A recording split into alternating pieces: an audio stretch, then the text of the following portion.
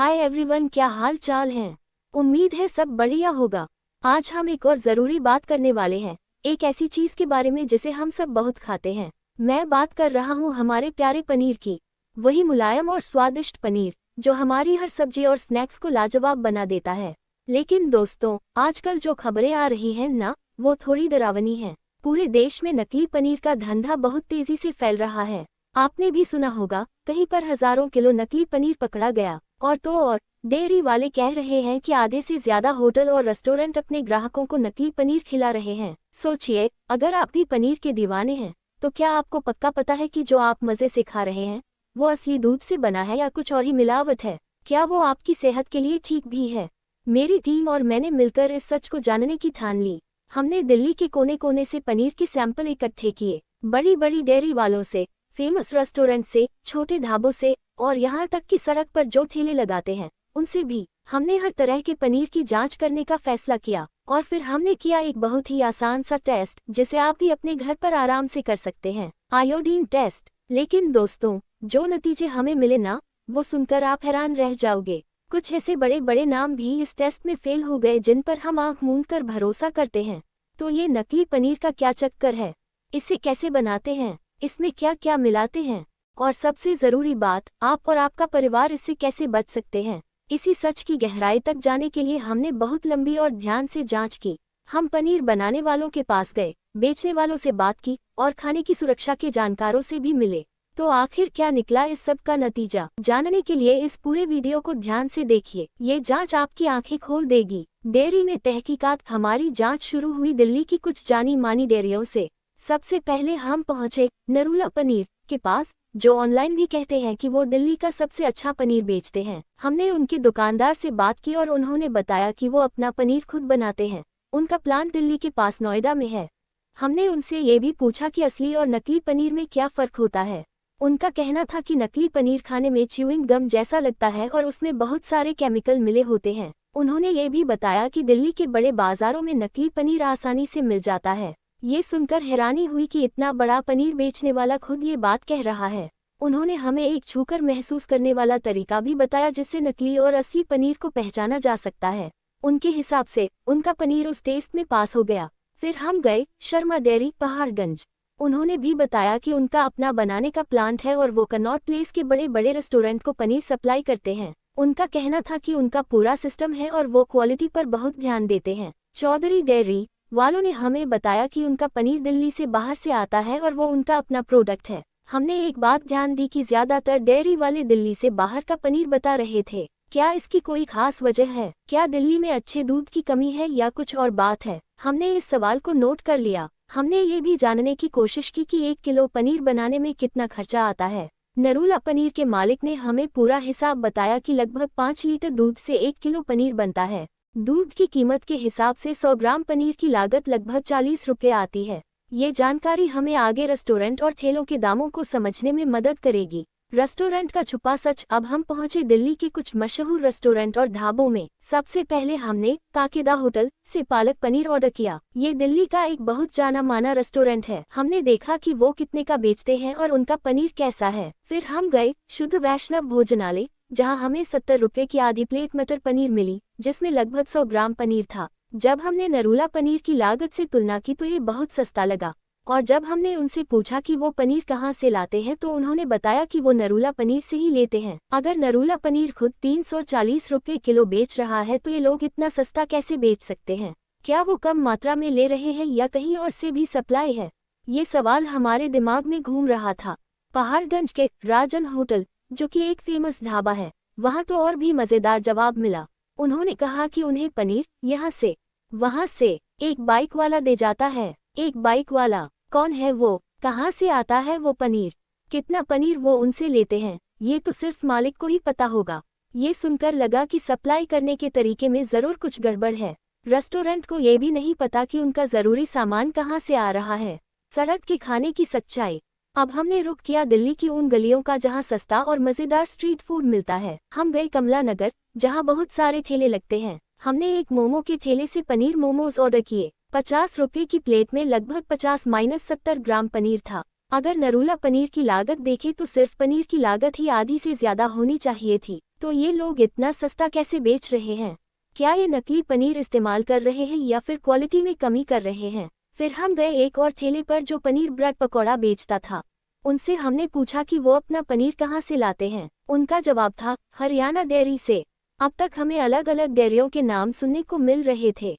क्या ये सब आपस में जुड़े हुए हैं या फिर अलग अलग जगहों से सप्लाई हो रहा है? आयोडीन टेस्ट, गहरी जांच। हमने बहुत सारे सैंपल इकट्ठे कर लिए थे, अब बारी थी इनका असली टेस्ट करने की।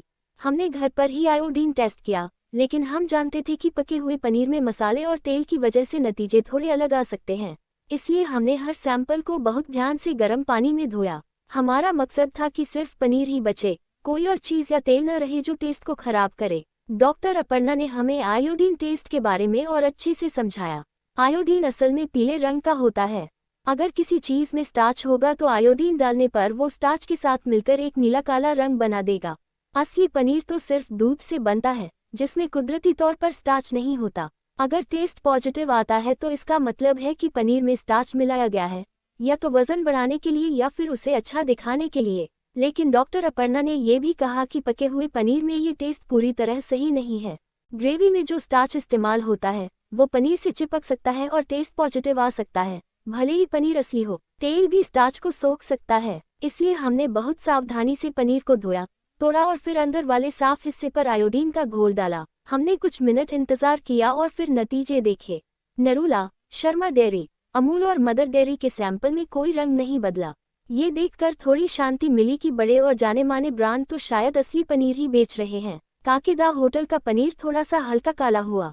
इसका क्या मतलब है? क्या उनके पनीर में थोड़ा स्टार्च है या फिर ग्रेवी का असर है? लेकिन जो सैंपल पूरे काले हो गए वो चिंता की बात थी। सड़क वाले ठेले का पनीर, जो नरूला का बताया जा रहा था, और वो पनीर मोमोज, इनमें तो बहुत ज्यादा स्टार्च दिख रहा था। और फिर मैकडॉनल्ड्स का पनीर, वो तो बिल्कुल काला हो गया था। इतना ज्यादा स्टार्च एक बड़े इंटरनेशनल ब्रांड से हमें यह उम्मीद नहीं थी। हमने इन सभी नतीजों को ध्यान से लिख लिया। लैब का फैसला, लेकिन हम सिर्फ घर पर किए गए टेस्ट पर ही भरोसा नहीं करना चाहते थे। सच का पता लगाने के लिए हमने इन सभी सैंपलों को एक अच्छी लैब में भेजा। पहले बैच में हमने मैकडॉनल्ड्स, डोमिनोज और काकेदा ढाबा, जो काकेदा होटल से अलग एक और ढाबा था, के पनीर के सैंपल भेजे और लैब टेस्ट के नतीजों ने हमें और भी चौंका दिया। मैकडॉनल्ड्स का पनीर, जो आयोडीन टेस्ट में फेल हुआ था, वो लैब टेस्ट में भी फेल हो गया। लैब रिपोर्ट में साफ लिखा था कि इसमें स्टार्च मौजूद है। यह कोई घर का टेस्ट नहीं था, यह एक प्रोफेशनल लैब की रिपोर्ट थी। लेकिन डोमिनोज और काकेदा ढाबा का पनीर, जो आयोडीन टेस्ट में फेल हुए थे, वो लैब टेस्ट में पास हो गए। लैब ने कंफर्म किया कि वो शुद्ध पनीर हैं। ये नतीजे बहुत हैरान करने वाले थे। हमारा घर का टेस्ट कुछ और कह रहा था और लैब टेस्ट कुछ और। इसका क्या मतलब है? क्या हमारा आयोडीन टेस्ट उतना सही नहीं था, या फिर लैब टेस्ट में कोई गड़बड़ी हुई? जब ये बात फैली तो मैकडॉनल्ड्स ने एक आधिकारिक बयान भी दिया। उन्होंने कहा कि उनके प्रोडक्ट्स 100% डेयरी से बने हैं और असली दूध से बने हैं। उन्होंने अपनी क्वालिटी और सुरक्षा के नियमों को भी बहुत ऊंचा बताया। अपने बयान में उन्होंने आयोडीन टेस्ट का भी जिक्र किया और कहा कि उनके प्रोटीन पैटी में कोटिंग के लिए स्टार्च इस्तेमाल होता है, जो सिर्फ पैटी की ऊपरी सतह पर होता है। इसलिए जब लोग टेस्ट करते हैं तो वो पॉजिटिव आ सकता है क्योंकि बाहर स्टार्च है। उन्होंने ये भी कहा कि उनका पनीर अलग से आता है और वो 100% असली होता है। लेकिन हमने तो पनीर को अंदर से टेस्ट किया था और वो फिर भी फेल हुआ। क्या ये हो सकता है कि बनाने की प्रक्रिया की वजह से थोड़ा स्टार्च पनीर के अंदर चला गया हो? यह एक संभावना है। डॉक्टर अपर्णा ने भी हमें ये बताया था कि पके हुए खाने को टेस्ट करना मुश्किल होता है। अपनी जांच को और पक्का करने के लिए हमने सोचा कि क्यों न हम कुछ कच्चे पनीर के सैंपलों को भी लैब टेस्ट करवाएं। हमने Amul, Mother Dairy, Chaudhary Dairy और स्टैंडर्ड पनीर के कच्चे सैंपल भेजे, और अच्छी बात यह है कि यह सभी लैब टेस्ट में पास हो गए। और ये लैब टेस्ट सिर्फ स्टार्च के लिए नहीं था, इसमें यूरिया, डिटर्जेंट, हाइड्रोजन पेरोक्साइड और ग्लूकोज जैसे खतरनाक केमिकल भी चेक किए गए थे और कुछ भी नहीं मिला। नकली पनीर की चौंकाने वाली कानूनी स्थिति। लेकिन दोस्तों, इस जांच में अभी एक और बहुत बड़ा ट्विस्ट आना बाकी था। हमें पता चला कि इंडिया में नकली पनीर बेचना असल में कानूनी है। हाँ, आपने सही सुना। ऑनलाइन प्लेटफॉर्म पर आपको एनालॉग पनीर मिलेगा, जो असली पनीर से बहुत सस्ता है, लगभग 160 रुपये किलो। ये दिखने और स्वाद में तो लगभग असली जैसा ही होता है, लेकिन इसमें दूध बिल्कुल नहीं होता। FSSAI, भारतीय खाद्य सुरक्षा और मानक प्राधिकरण के हिसाब से एनालॉग फूड प्रोडक्ट वो होते हैं जो असली प्रोडक्ट जैसे दिखते हैं लेकिन उनमें वो चीजें नहीं होती। FSSAI के नियमों के अनुसार इन्हें बेचना कानूनी है, बस इनके पैकेट पर एनालॉग लिखा होना चाहिए। लेकिन जरा सोचिए, जब आप ऑनलाइन खाना ऑर्डर करते हैं तो क्या आप ये देखते हैं कि जो पनीर आप खा रहे हैं वो असली है या एनालॉग पनीर है? ज्यादातर लोगों को तो इसके बारे में पता भी नहीं होगा। इसीलिए हमें पता चला कि इंडिया में मुख्य रूप से 3 तरह का पनीर बिक रहा है। पहला, वो जो सिर्फ और सिर्फ दूध से बना है और आपकी सेहत के लिए अच्छा है। दूसरा, एनालॉग पनीर, जो वेजिटेबल ऑयल और मिल्क पाउडर जैसी चीज़ों से बनता है। ये दिखने में तो असली लगता है, लेकिन इसमें वो पोषण नहीं होता जो असली पनीर में होता है। FSSAI के नियमों के मुताबिक एनालॉग पनीर में कम से कम 50% फैट होना चाहिए अगर वो खुद को पनीर कहना चाहते हैं। लेकिन दिक्कत यह है कि इसको बनाने वाली कंपनियां दूध की जगह मिल्क पाउडर इस्तेमाल करती हैं, जिसमें फैट बिल्कुल नहीं होता। तो उस फैट को बढ़ाने के लिए वो घी या पाम ऑयल मिलाते हैं। फिर इस मिक्सचर को असली पनीर जैसा बनाने के लिए नमक और GMS जैसे केमिकल डालते हैं, और यह सब कानूनी तौर पर मार्केट में पनीर के नाम पर बिक रहा है। और तीसरा है खतरनाक पनीर, जिसमें यूरिया, डिटर्जेंट और हाइड्रोजन पेरोक्साइड जैसे बहुत ही खतरनाक केमिकल मिले होते हैं। ये केमिकल आपके अंदर के अंगों को हमेशा के लिए नुकसान पहुंचा सकते हैं। आपको याद होगा, पिछले साल महाराष्ट्र में इंडस्ट्रियल ग्रेड एसिड से बना हुआ बहुत सारा पनीर पकड़ा गया था।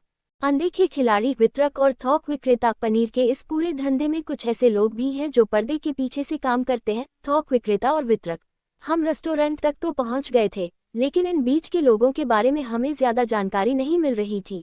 इसीलिए हम फिर से गए कमला नगर मार्केट, ये पता करने की मोमो के ठेले और छोटे ढाबे अपना पनीर कहाँ से लाते हैं। हमने कुछ लोगों से बात की और उन्होंने फिर से वही बताया कि एक बाइक वाला आकर उन्हें पनीर दे जाता है, लेकिन वो बाइक वाला ये पनीर कहाँ से लाता है ये किसी को नहीं पता। आपकी सुरक्षा आपके हाथ में है। तो दोस्तों, ये थी हमारी लंबी और गहरी जांच इंडिया के नकली पनीर के धंधे पर।